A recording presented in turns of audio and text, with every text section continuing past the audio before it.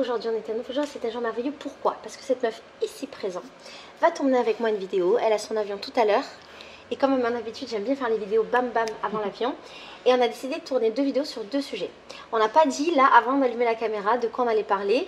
Et donc j'aimerais que nous commencions par postpartum. Ok. J'étais pas prête. T'étais pas prête? Donc aujourd'hui nous allons parler de dépression postpartum. Enfin nous non, mais elle oui. Parce que c'est son quotidien depuis un petit moment. Elle va nous raconter tout ça. L'idée c'est que peut-être son expérience, elle puisse t'aider. Toi si tu vis la même chose ou si tu n'as pas identifié que tu vis la même chose. Pour résumer, qui tu es? Qui je suis? Waouh. En résumé, tac.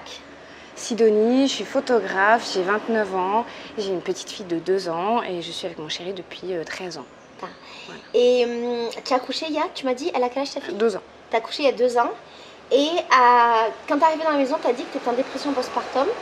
Du coup, ma question c'est, à quel moment est-ce que tu t'es rendu compte? Qu'est-ce qui s'est passé pour que tu te rendes compte que tu étais en dépression postpartum? Ça a été hyper graduel en fait. Je pense qu'il y a eu des moments un petit peu clés, mais on va dire que les 3 premiers mois, je me suis dit c'est normal que j'en chie sa race parce que c'est les 3 premiers mois et que tout le monde galère. Et en fait, j'étais persuadée que ça allait s'améliorer avec le temps et en fait, ça s'est jamais vraiment amélioré. Je me suis sentie pas bien, mais de façon différente au fur et à mesure.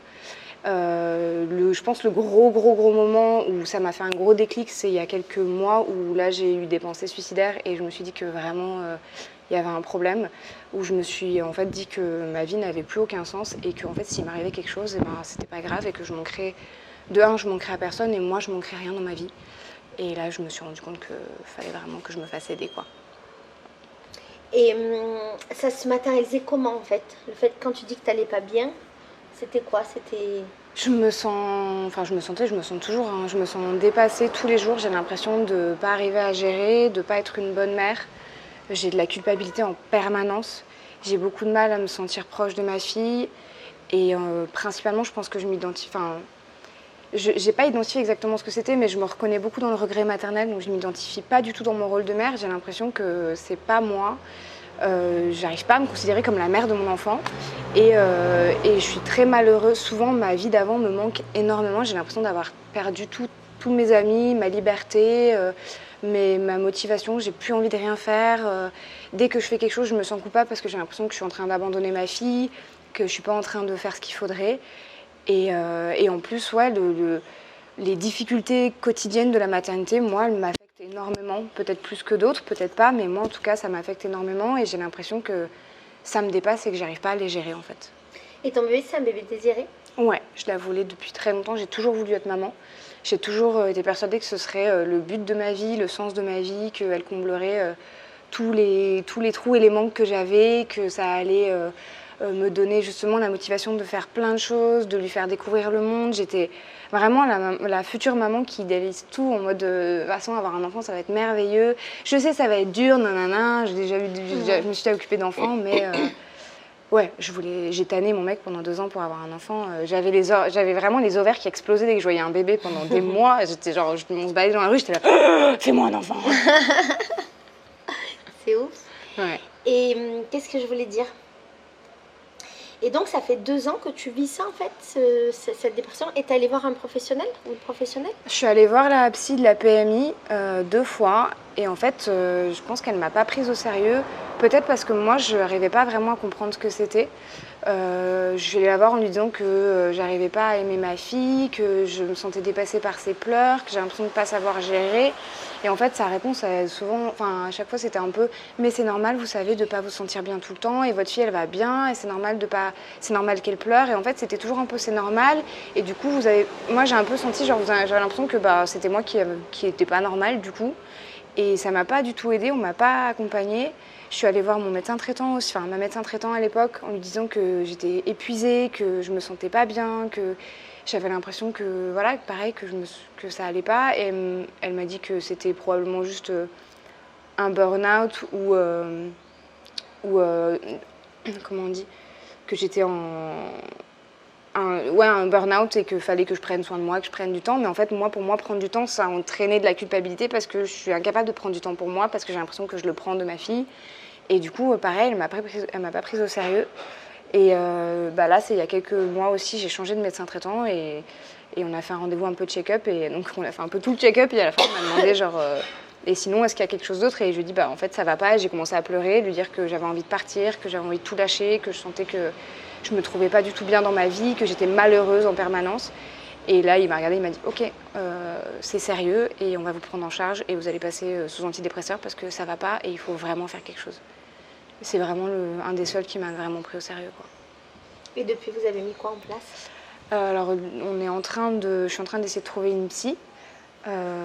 Et lui, il m'a mis sous antidépresseur, donc j'ai commencé il y a 3 semaines bientôt, là.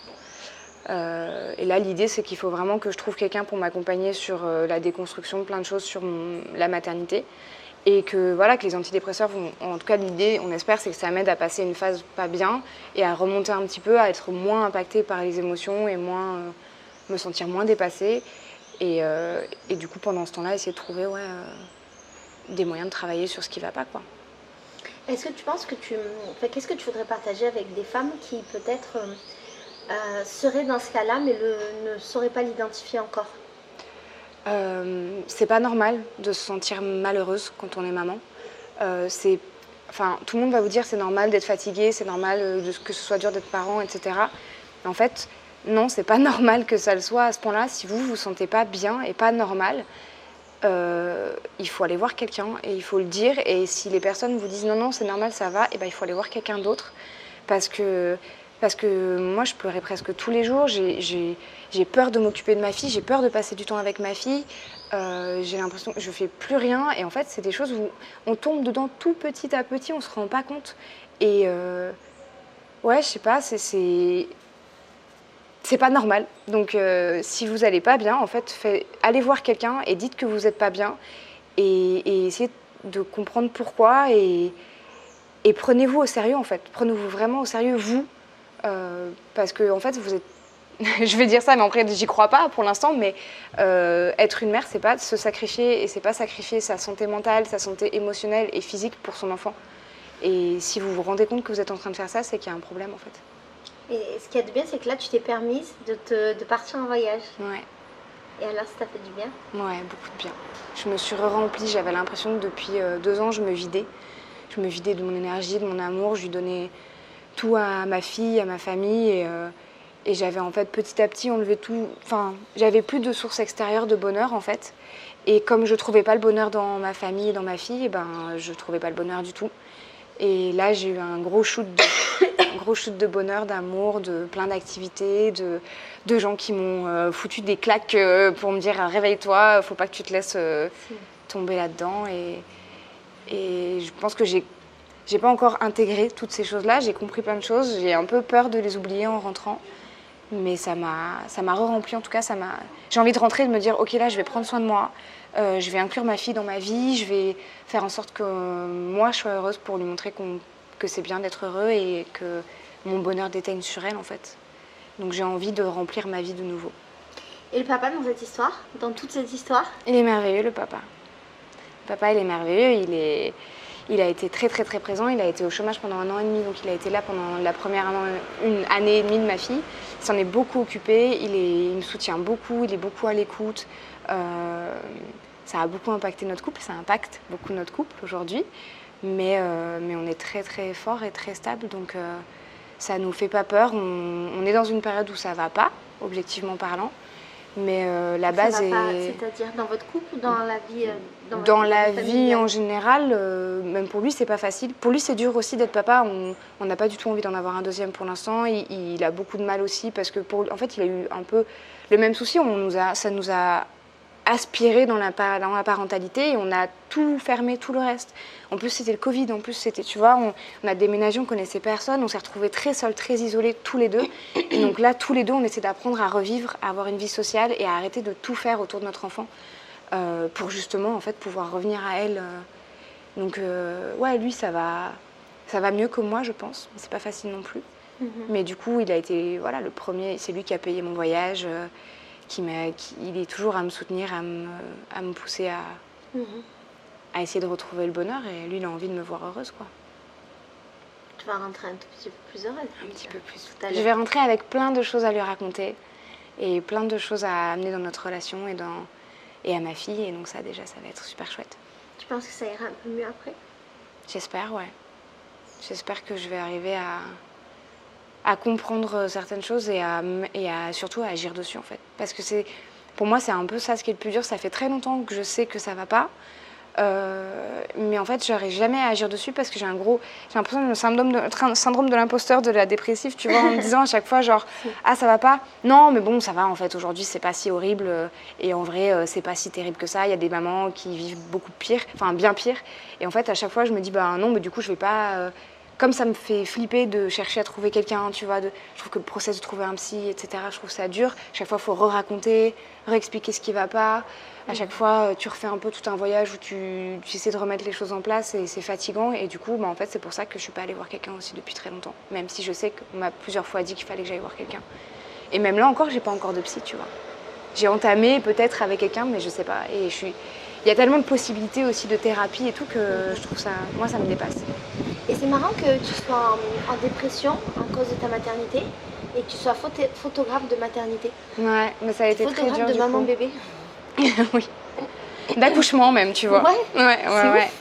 Mais en fait, j'ai un peu arrêté justement les familles et les bébés et les accouchements pour ça parce que ça a été un peu compliqué aussi du coup financièrement tout ça parce que je pouvais moins faire de séances parce qu'en fait j'arrivais en séance et je me disais pas oh, c'est merveilleux, ils vont avoir un enfant, tu vois, les grossesses et tout. Je me disais oh la galère, les gens dans quoi vous tombez. J'avais envie de... Tu vois, je voyais un bébé, je me disais pas oh là là, trop choupi. Et j'étais juste en mode mon Dieu, mais il doit hurler tout le temps. Enfin, et en fait, comme c'est tellement dans l'émotion pour moi les photos, je voulais pas que ça déteigne sur les photos de mes clients et pour moi j'étais pas capable en fait, j'étais plus capable pendant longtemps. Et je sens que je ne suis pas encore complètement capable. Donc pour l'instant, je ne me focus pas trop sur les photos de bébés et tout ça. Même si j'adore ça, même si je trouve ça merveilleux. Je pense que j'aimerais faire un projet par contre de rencontrer des mamans en dépression postpartum et de leur faire un reportage. De lancer un appel. Ouais, s'il y a des mamans qui pensent qu'elles vivent ça. On peut donner ton Instagram? Ouais, bien sûr. Bien.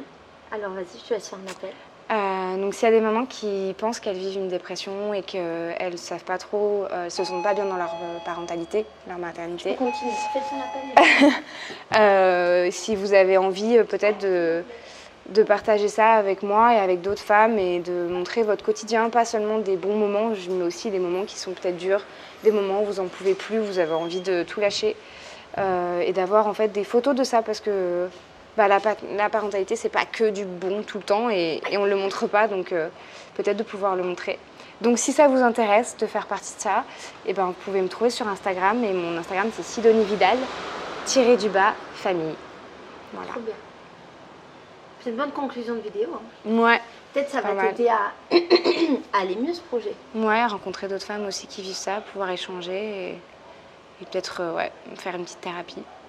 De me sentir moins seule aussi, parce qu'on a toujours l'impression qu'on est la seule à galérer en fait, alors que rien que là j'ai rencontré une nana qui m'a dit oh là là c'est l'enfer d'avoir des enfants, moi je suis trop contente, on est séparés avec mon mec, je les ai qu'une semaine sur deux, c'est magique. Et moi j'étais oh merci, notre amie Natacha, ça m'enlève une culpabilité, un poids, et la culpabilité c'est vraiment le fléau de la maternité et c'est dur à identifier. Je crois qu'on a tout dit. Hein. Ouais, je pense. T'as des trucs que tu veux rajouter? Là tout de suite, non, j'ai pas trop d'idées. Bon, on est bon. On est bon. Bon, voilà, j'espère que ce témoignage, il aura pu aider au moins une personne dans l'univers. Si c'est le cas, c'est qu'on a bien travaillé. Ouais. On fait des gros bisous. Puis maintenant, on va parler un peu de sexe. Parlons bien, parlons cul. Allez, bisous pour une autre vidéo. À bientôt pour une autre vidéo. Oui. Ciao. Ciao. Ça va, tu t'es sentie à l'aise? Ouais, ça va. C'était cool.